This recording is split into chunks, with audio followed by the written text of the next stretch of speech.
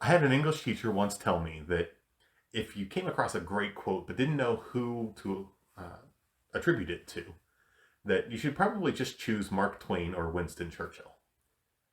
So I can't say for certain that it was him, but Mark Twain once famously said, "It's not the things about the Bible that I don't understand that bother me most. It's the things in the Bible that I do understand that bother me."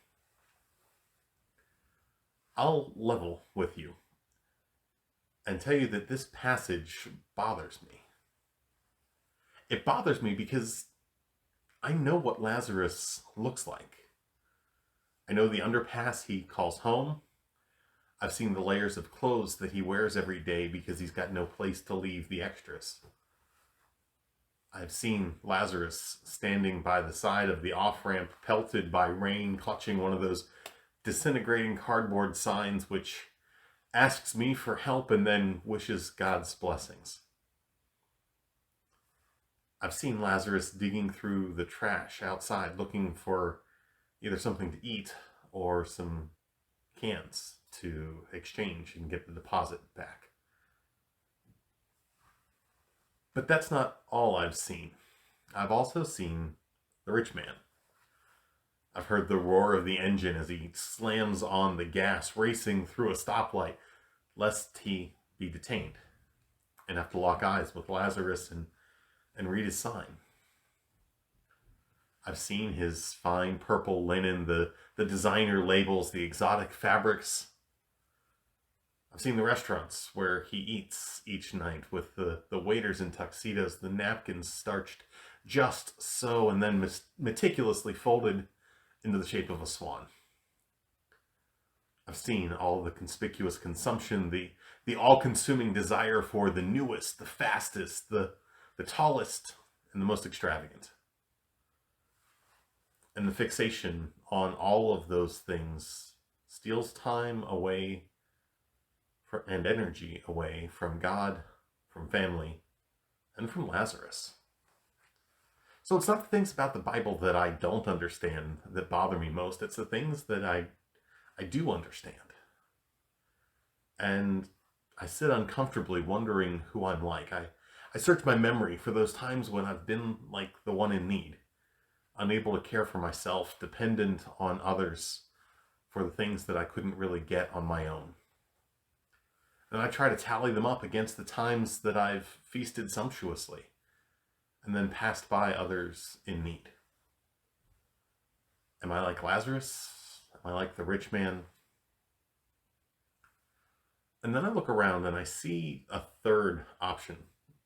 The five brothers, the forgotten characters in Jesus' parable for today.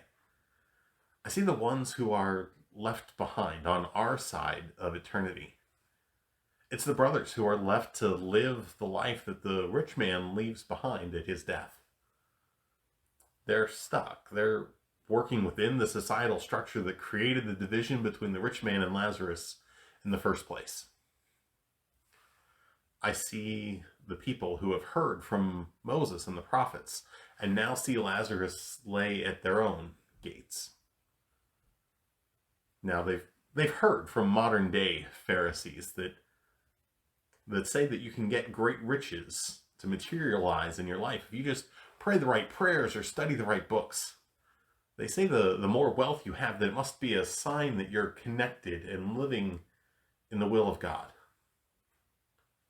And conversely, then, those who are poor obviously deserve to be so because they're sinners and haven't followed the way of God. They talk about financial poverty as God's punishment for spiritual poverty. And I wish that message were a thing of the past, that it stayed with the Pharisees back in the first century, but this false gospel still lurks in our world today, tempting people to trust the law and to treat God like some sort of divine casino game where you put in a little money, you use the system the right way, you pray the right prayer, and bingo, bango, untold riches. Life on easy street, Lazarus to rich man in one easy step. The teaching of the prophets, though, stands in stark contrast to this kind of name it and claim it theology. These are the prophets that Jesus said that the brothers should rely on. You have Zechariah saying, render true judgments, show kindness and mercy to one another. Or Micah saying that people are to do justice, to love kindness, and to walk in humility with God. Or how about this one? Is this not the kind of fasting I have chosen? To loose the chains of injustice and untie the cords of the yoke, to set the oppressed free and to break every yoke. And I realize then that we are there stumbling right alongside those brothers. We're faced with the daily choices of how we want to live this life. The call of the world tells us to take all that we can, to gather up whatever we want for ourselves, and that everyone else should fend for themselves, and that if others are struggling to get by, it's a moral failure or a spiritual failure. They've messed up somehow. And yet Jesus says, blessed are the poor, the hungry, those who weep, those who are hated. God calls them blessed. These two calls shout for our attention as we stumble down this road of life, as we move from feast to famine, from nights where we share a wonderful meal around a table with the family that we so deeply love, and still have money enough left at the end to go out for ice cream, to the other kinds of nights where we sit and look at the stack of bills that seem a little too thick, and the checking account that seems a little too empty. We struggle and we fail only to get up and to try again. And if we're listening to the Pharisees, if we're still under the belief that it's only perfect living that could save us, we'd be hopeless. Despair would be our daily bread. But if God had left us to struggle on this road all by ourselves, we'd be in bad shape. But the God who loves us so deeply has taken pity on us. God saw fit that even though we already have the law and the prophets, he still sent one more messenger. He sent a man from the dead to awaken us. God sent a man named Jesus to teach us how to stumble through this life. He sent a man to teach us about feast and famine, about rich and poor, about joy and mourning, about labor and rest. God sent us a man to begin to change our way of viewing the world.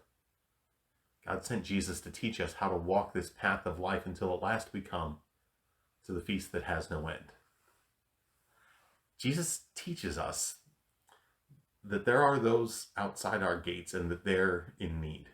Jesus teaches us to have hope when we find ourselves on the outside looking in.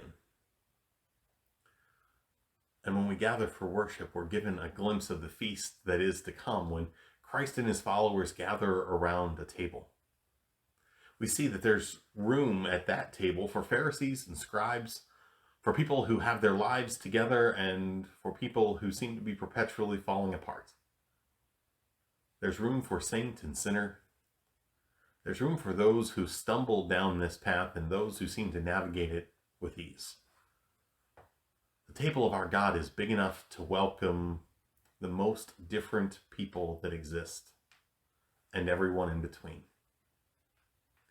At this feast, no one lies outside the gate cold and hungry. At this feast, nobody wonders if there's going to be enough. Nobody takes too much or hoards, because there's plenty to share. Everyone's needs will be met. Here at this heavenly banquet, Jesus is the host, and we gather together as modern five brothers, united with all of God's creation in a feast that has no end. And so we gather, either digitally or physically, in this space or in our homes. We gather around the table grateful for our God who meets us with a foretaste of the feast to come. And we offer thanksgiving not only for this meal, but for the guidance and stamina that God provides along the way, or for sending us out to love and care for one another, to ensure that in our community there will be no more Lazarus, because everyone provides from what God has first given to them. Be well, dear friends. God loves you, and so do I.